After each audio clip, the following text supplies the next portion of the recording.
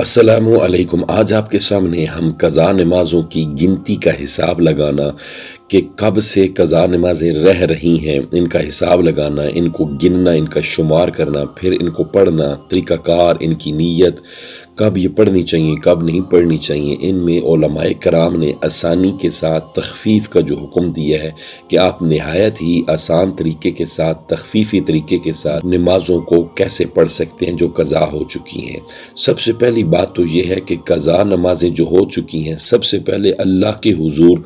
توبہ کریں اور پھر حساب لگا کر ان نمازوں کو ادا کرنا شروع کر دیں۔ جب آپ گنیں گے، حساب لگائیں گے، تو نمازیں چاہے لاکھوں بنے، چاہے ہزاروں میں بنے، لیکن آپ اللہ کے حضور توبہ کر کے ان کو پڑھنا شروع کر دیں، باقی میرا اللہ کرم فرمانے والا ہے۔ اور قضائے عمری کا حساب لگانا ہو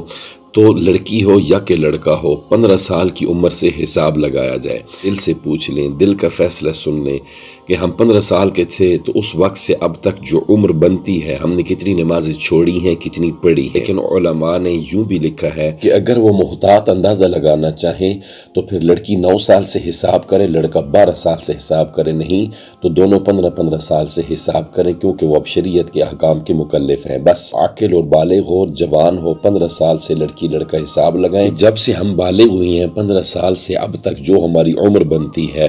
مثال کے طور پر اب اگر آپ 40 سال کے ہیں تو پھر اندازہ لگا لیں، عمر لکھ لیں، 15 سال نکال دیں تو پیچھے 25 سال بنتے ہیں۔ اب آپ اپنے دل سے پوچھ لیں آپ نے کتنی نمازیں پڑھی اور کتنی نمازیں رہتی ہیں۔ ظاہری بات ہے ایکوریٹ فگر تو آپ نہیں ذہن میں رکھ سکیں گے، لیکن اندازہ لگا لیں، دل سے پوچھ لیں کتنی نمازیں چھوٹی ہیں، کتنی پڑھی ہیں۔ جب آپ کے سامنے ایک فگر آ جائے گا کہ کتنے ہزار نمازیں بن رہی ہیں، لاکھوں بن رہی ہیں، اب آپ نے دل سے پوچھ لیا 1 سال بنتا ہے، 2 بنتے ہیں، 5 سال بنتے ہیں کہ میری اتنی نمازیں قضائے عمری والی رہتی ہیں،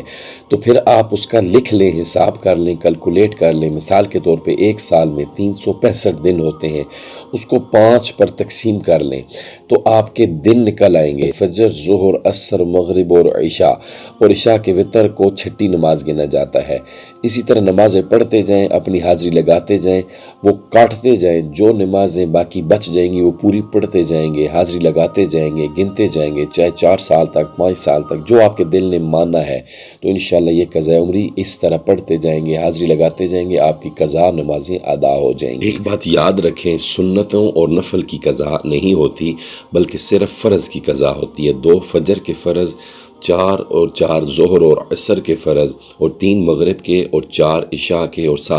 3 وتر واجب، یہ تمام 20 رکعتیں بنتی ہیں۔ اگر ایک دن میں کوئی قضا نمازیں پڑھنا چاہے تو وہ 20 فرض رکعتیں ادا کرے گا، وہ بھی علیحدہ علیحدہ نماز کی نیتیں کر کے۔ قضا نمازیں بھی ادا نمازوں کی طرح اس کے فرائض پڑھے جائیں تو افضل ہے، لیکن دل کو راغب کرنے کے لیے تخفیف علماء نے دی، اس طرح پڑھنا چاہیں تو پھر یاد رہے فجر، ظہر، عصر، مغرب اور عشاء اور وتر۔